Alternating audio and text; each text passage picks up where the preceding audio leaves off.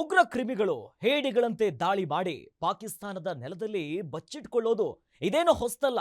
ಮುಂಚಿನಿಂದಲೂ ಕೂಡ ಈ ಸೈತಾನ್ಗಳನ್ನ ಪೋಷಣೆ ಮಾಡ್ತಿರೋದು ಪಾಕಿಸ್ತಾನ ಅನ್ನೋದು ಇಡೀ ಜಗತ್ತಿಗೆ ಗೊತ್ತಿರುವಂತ ವಿಚಾರ ಅದು. ಹಾಗಂತ ಇವರನ್ನ ಸುಮ್ಮನೆ ಬಿಡೋಕಾಗಲ್ಲ. ಅದಕ್ಕೆ ಈಗ ಕಾಶ್ಮೀರದಲ್ಲಿ ನಡೆದಂತ ನರಮೇಧಕ್ಕೆ ಭಾರತ ಪ್ರತೀಕಾರದ ಮೊದಲ ಹೆಜ್ಜೆಯನ್ನ ಇಟ್ಟಾಗಿದೆ. ಪಾಕಿಸ್ತಾನದ ವಿರುದ್ಧ ಭಾರತ ಯಾವ ರೀತಿ ಸಮರ ಸಾರಿದೆ ಅನ್ನೋದನ್ನ ತೋರಿಸ್ತೀವಿ ನೋಡಿ. ಪಾಕಿ ಪ್ರಜೆಗಳಿಗೆ ನಮ್ಮ ದೇಶಕ್ಕೆ ನೋ ಎಂಟ್ರಿ. ಪಾಕ್ ರಾಯಭಾರ ಕಚೇರಿ ದೇಶದಿಂದ ಕಿಕ್ ಔಟ್.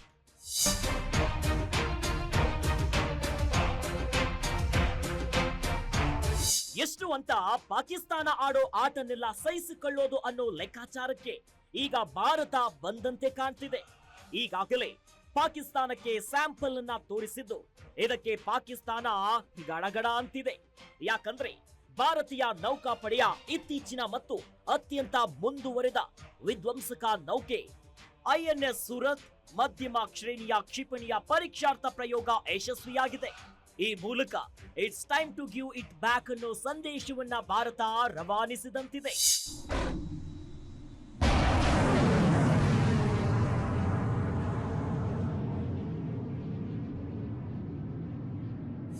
ಸರ್ಜಿಕಲ್ ಸ್ಟ್ರೈಕ್ ಸುಳಿವು ಒಂದು ಕಡೆಯಾದ್ರೆ ಈತ ರಾಜತಾಂತ್ರಿಕವಾಗಿಯೂ ಪಾಕಿಸ್ತಾನದ ಹುಟ್ಟಡಗಿಸಿದೆ ಭಾರತ. ಪಾಕಿಸ್ತಾನ ರಾಯಭಾರ ಕಚೇರಿ ಅಧಿಕಾರಿಗಳನ್ನ ದೇಶದಿಂದ ಹೊರಗಟ್ಟಿದೆ. ಎರಡು ದೇಶಗಳನ್ನ ಸಂಪರ್ಕಿಸುವಂತ ಮುಖ್ಯ ಗಡಿ ಪ್ರದೇಶ ವಾಘವನ್ನ ಬಂದ್ ಮಾಡಲಾಗಿದೆ.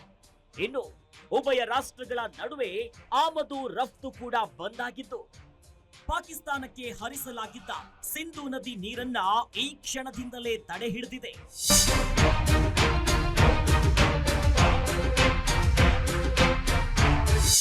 ಇಷ್ಟಕ್ಕೆ ಸುಮ್ಮನಾಗದೆ ಸಾರ್ಕ್ ವೀಸಾ ವಿನಾಯಿತಿ ಯೋಜನೆಯ ಅಡಿಯಲ್ಲಿ ನೀಡಲಾದಂತ ವೀಸಾಗಳನ್ನ ರದ್ದುಗೊಳಿಸಲು ನಿರ್ಧರಿಸಿದ್ದು ಕೂಡಲೇ ಭಾರತವನ್ನ ತೊರೆಯುವಂತೆ ಪಾಕಿಸ್ತಾನಿಗಳಿಗೆ ಎಚ್ಚರಿಕೆಯನ್ನ ನೀಡಿದೆ. ಈ ಮೂಲಕ ಉಗ್ರರ ಪೋಷಣೆ ಮಾಡೋ ಪಾಕಿಸ್ತಾನಕ್ಕೆ ಒಂದು ರೌಂಡ್ ಬೆಂಡೆತ್ತಿದ್ದು ಇನ್ನು ಮುಂದೆ ಅಸಲಿ ಆಟ ಶುರು ಅಂತ ಕೌಂಟರ್ ಕೊಟ್ಟಂತಿದೆ.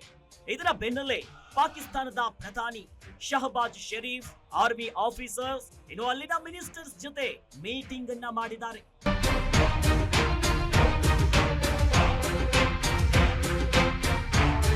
ಒಟ್ನಲ್ಲಿ ಭಾರತದ ಸ್ವಾಭಿಮಾನವನ್ನ ಪದೇ ಪದೇ ಕೆಣಕುತ್ತಿರೋ ಪಾಕಿಸ್ತಾನಕ್ಕೆ ಒಂದೆಡೆ ಡವ ಶುರುವಾಗಿದ್ರೆ ಈಗ ಉಗ್ರ ಪಿಶಾಚಿಗಳ ನೆತ್ತರು ಹರಿಸೋಕೆ ಭಾರತ ರೆಡಿ ಆಗ್ತಿದೆ.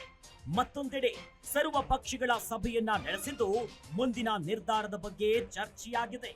News desk guarantee news.